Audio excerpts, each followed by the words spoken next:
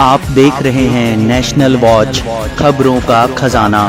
नमस्कार दोस्तों, राजधानी लखनऊ के कानपुर रोड स्थित निराला हर्बल में आज 9 देशों के प्रतिनिधि ग्रामीण बैंक के अधिकारियों के साथ आए। ये सभी प्रतिनिधि सरकारी हैं और फूड और एग्रीकल्चर के क्षेत्र में काम करते हैं। ये भारत का दौरा करके ये जानने की कोशिश कर रहे हैं यहाँ फूड किस तरीके से प्रोसेसिंग किया जाता है, फसलों की, क्रॉप्स की जानकारी ले रहे हैं। आज एक बहुत विशेष चर्चा हुई श्री अन्न को लेकर के, क्योंकि इन प्रतिनिधियों का स्वागत भी श्री अन्न से किया गया। ये श्री अन्न क्या है, इसके बारे में भी हम आपको बताएंगे। और जो फूड प्रोसेसिंग का जो एक पूरा प्रोसेस है, पैकिंग का प्रोसेस है, वो इनको देखा समझाया गया। तो निश्चित ही अब भारत की आवाज, भारत की बात दूर तक जाएगी। हमारी जो एफपीओ है, निराला हर्बल एफपीओ है, किसानों का संगठन है। और आज बड़े सौभाग्य की बात है कि 9 कंट्री से हमारे यहाँ डेलीगेट आए हुए हैं। और ये हमारे देश और उत्तर प्रदेश के लिए बड़े सौभाग्य की बात होगी कि हमारे देश में क्या क्या एग्रीकल्चर एक्टिविटीज़ हमारे यहाँ हो रही हैं और हमारा जो उत्तर प्रदेश है किस प्रकार जो है आगे एग्रीकल्चर के क्षेत्र में आगे बढ़ रहा है और ये अपने देश में जाकर के प्रसारित करेंगे। और मुझे बड़े हर्ष के साथ में ये भी बताते हुए बड़ा अच्छा लग रहा है कि हम लोग श्री अन्न के क्षेत्र में जो इंटरनेशनल ईयर 2023 अब मनाया जा रहा है, हम लोग पुरातन से श्री अन्न का उपयोग कर रहे हैं, उगा रहे हैं और उसको बड़े लेवल पर बेच रहे हैं। निराला हर्बल को एक्सपोर्ट का जो है एक भी मिल गया है, जो हम अर्जेंटीना और जो खाड़ी देशों में श्री अन्न की जहां बहुतायत मात्रा में डिमांड है, तो किसानों का माल जो है वहां पर बेच करके किसानों को अच्छे से अच्छा लाभ दिला सकते हैं। ये हमारे लिए और हमारे एफपीओ के लिए, हमारे देश के लिए, हमारे उत्तर प्रदेश के लिए, उत्तर प्रदेश सरकार के लिए बहुत सौभाग्य। हम फैकल्टी मेंबर्स हैं, मैं और मेरी एक कोलीग हैं। हम लोग बैंकर ग्रामीण विकास संस्थान, जो नाबार्ड की संस्था है, और ट्रेनिंग और कैपेसिटी बिल्डिंग के क्षेत्र में हम जो हमारे स्टेक होल्डर्स हैं उनको ट्रेनिंग देते हैं। ये जो प्रोग्राम है जिसके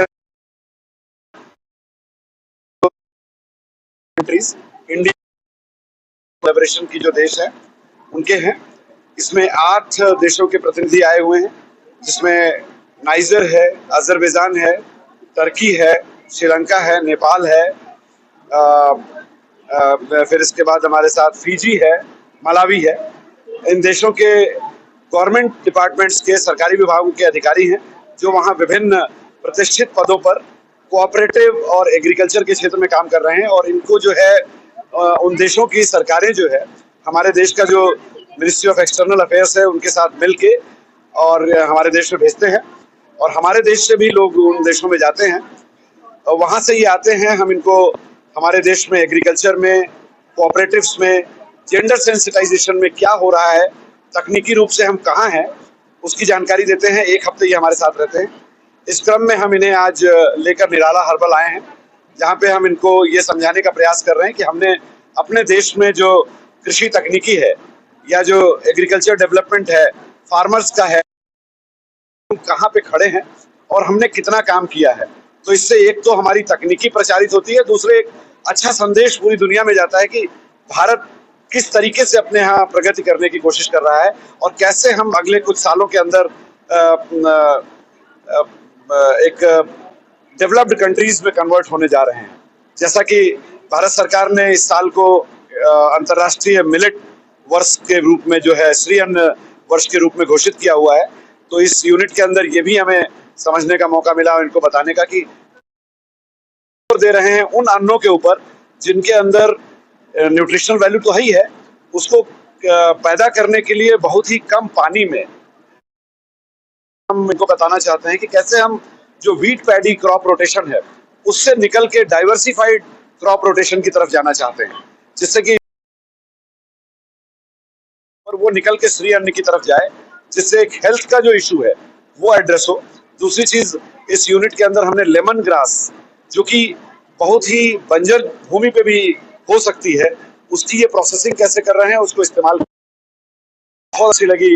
निराला हर्बल के साथ, तिवारी जी के साथ हम इंटरेक्ट किए। इन्होंने एक बुके बना के दिया जिसके अंदर श्री अन्न, तुलसी, लेमन ग्रास, यहाँ का जो ट्रेडिशनल फ्लावर है वो लगा के दिया, तो उससे एक बहुत ही अच्छा मैसेज जाएगा। Here to learn from the FPO Nalala Herbal. I have seen the structures, I've seen the machinery, and I have seen what the farmers are focusing on. One thing I have learned here is how they make emphasis on the seed, that the seed that they plant is much important for the produce. So I'll take that back in my country, Malawi, because most of the times we only plant for the sake of planting. We do not spend emphasis on the seed that we plant in our soil. So what I've learned here is they spend emphasis on grading their seed. When they grade it, it makes them to have a quality seed and gives them a chance to have wonderful produce. As such, my trip coming here to learn from Nalala Hebo is so much impact in such a way that my country will benefit a lot from what I have learned here. And I've also learned how farmers are put on the forefront, that if a farmer is rich, then the nation is rich. It's one thing that we require as a country. As such, I believe that this knowledge will not only help me, but it will help me in doing my work back in my country. What you say about Indian farming, Indian agricultural activities? Indian agriculture activities, they focus much on research. I believe because they emphasize on research, on knowing what type of soil they have and the kind of seed that they need. It helps them. It helps a lot in Indian country to have much harvest. As such, the farmers are given the right seed for the right soil.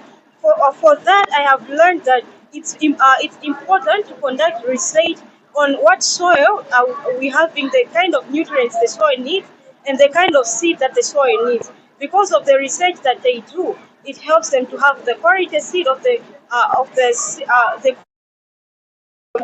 they plant. Thank you.